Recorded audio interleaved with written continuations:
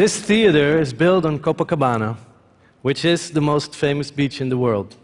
But 25 kilometers away from here, in the north zone of Rio, lies a community called Villa Cruzeiro, and roughly 60,000 people live there. Now, the people here in Rio mostly know Villa Cruzeiro from the news, and unfortunately, news from Villa Cruzeiro often is not good news. But Villa Cruzeiro is also the place where our story begins. 10 years ago, we first came to Rio to shoot a documentary about life in the favelas. Now, we learned that favelas are informal communities. They emerged over the years when immigrants from the countryside came to the cities looking for work, like cities within the cities, known for problems with crime, poverty, and the violent drug war between police and the drug gangs. So what struck us was that these were communities that the people who lived there had built with their own hands, without a master plan and like a giant work in progress. Where we're from, in Holland, everything is planned. We even have rules for how to follow the rules. So the last day of filming, we ended up in Villa Cruzeiro, and we were sitting down and we had a drink, and we were overlooking this hill with all these houses. And most of these houses looked unfinished, and they had walls of bare brick, but we saw some of these houses that were plastered and painted. And suddenly we had this idea, what would it look like if all these houses would be plastered and painted? And then we imagined one big design, you know, like one big work of art. Like, who would expect something like that in a place like this?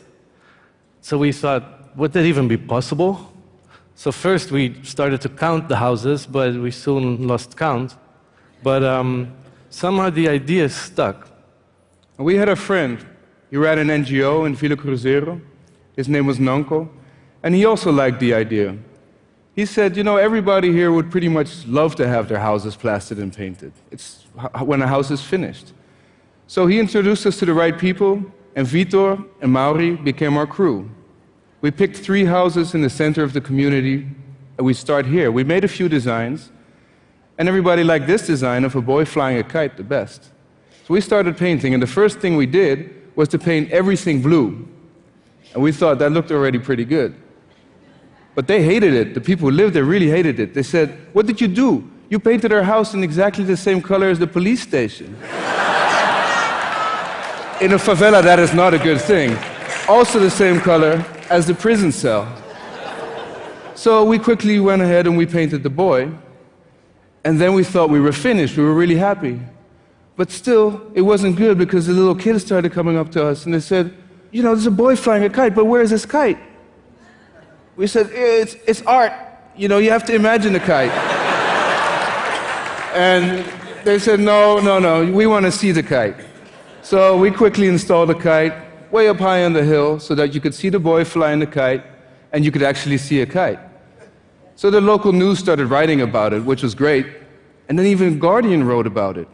Notorious slum becomes open-air gallery. So, encouraged by this success, we went back to Rio for a second project, and we stumbled upon this street. It was covered in concrete to prevent mudslides, and somehow we saw a sort of river in it. And we imagined this river to be a river in Japanese style, with koi carp swimming upstream. So we decided to paint that river.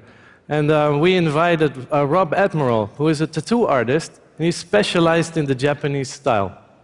So little did we know that we would spend almost an entire year painting that river together with Giovanni and Robinho and Vitor, who lived nearby. And we even moved into the neighborhood when one of the guys that lived on the street, Elias, told us that we could come and live in his house together with his family, which was fantastic. Unfortunately, during that time, another war broke out between the police and the drug gang.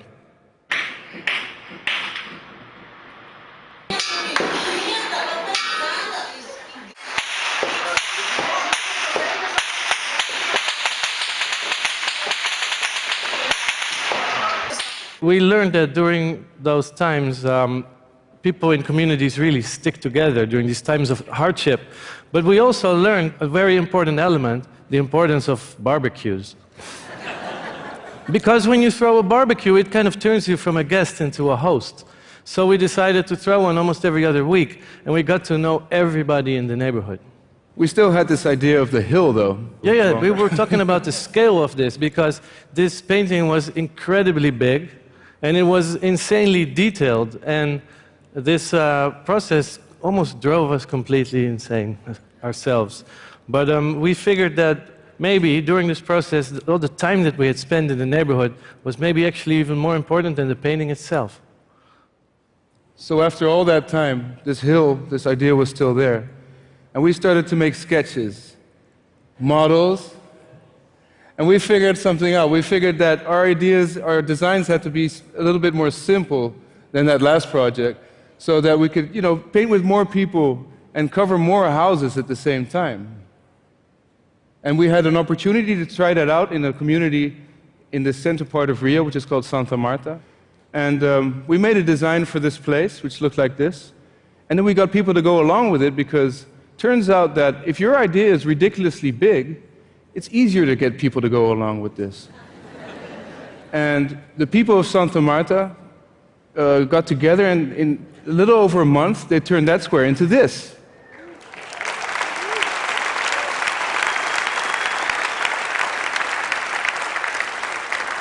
And this image somehow went all over the world. So then we received an unexpected phone call from the Philadelphia Mural Arts Program. And they had this question, if this idea, our approach, if this would actually work in North Philly, which is one of the poorest neighborhoods in the United States. So we immediately said yes. Now we had no idea how, but it seemed like a very interesting challenge. So we did exactly the same as we did in Rio, and we moved into the neighborhood and started barbecuing.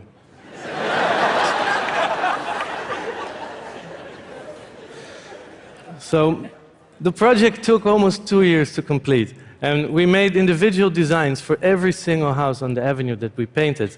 And we made these designs together with the local store owners, the building owners, and a team of about a dozen young men and women. They were hired, and then they were trained as painters, and together they transformed their own neighborhood, the whole street, into a giant patchwork of color.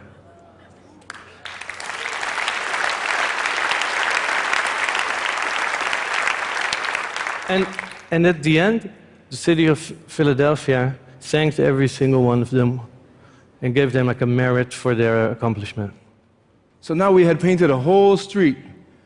How about we do this whole hill now? We started looking for funding, but instead, we just ran into questions like, how many houses are you going to paint? How many square meters is that? How much paint are you going to use? And how many people are you going to employ? And we did try for years to write plans, for the funding and answer all those questions. But then we thought, in order to answer all those questions, you have to know exactly what you're going to do before you actually get there and start. And maybe it's a mistake to think like that. It would lose some of the magic that we had learned about, that if you go somewhere and you spend time there, you can let the project grow organically and have a life of its own. So what we did is we decided to take this plan and strip it away from all the numbers, and all the ideas and presumptions, and just go back to the base idea, which was to transform this hill into a giant work of art. Instead of looking for funding, we started a crowdfunding campaign, and in a little over a month, more than 1,500 people got together and donated over $100,000. So for us, this was an amazing moment, because now we finally had the freedom to use all the lessons that we had learned and create a project that was built the same way that the favela was built, from the ground on up, bottom up, with no master plan. So we went back and we employed Angelo, and he's a local artist from Villa Cruzeiro, very talented guy, and he knows almost everybody there. And then we employed Elias, our former landlord, who invited us into his house, and he's a master of construction. Together with them, we decided where to start. We picked this spot in Villa Cruzeiro, and houses are being plastered as we speak. And the good thing about them is that they are deciding which houses goes next. They're even printing T-shirts, they're putting up banners, explaining everything to everybody, and talking to the press. This article about Angelo that appeared. So while this is happening, we're bringing this idea all over the world. So like the project we did in Philadelphia, we're also invited to do workshops, for instance, in Curaçao. And right now we're planning a huge project in Haiti. So the favela was not only the place where this idea started, it was also the place that made it possible to work without a master plan, because these communities are informal. This was the inspiration. And in a communal effort, together with the people, you can almost work like in an orchestra, where you have 100 instruments playing together to create a symphony. So we want to thank everybody who wanted to become part of this dream and supported us along the way. And we are looking at continuing. Yeah, and so one day, pretty soon, when the colors start going up on these walls, we hope more people will join us and join this big dream. And so that maybe one day, the whole of Villa Cruzeiro will be painted. Thank you.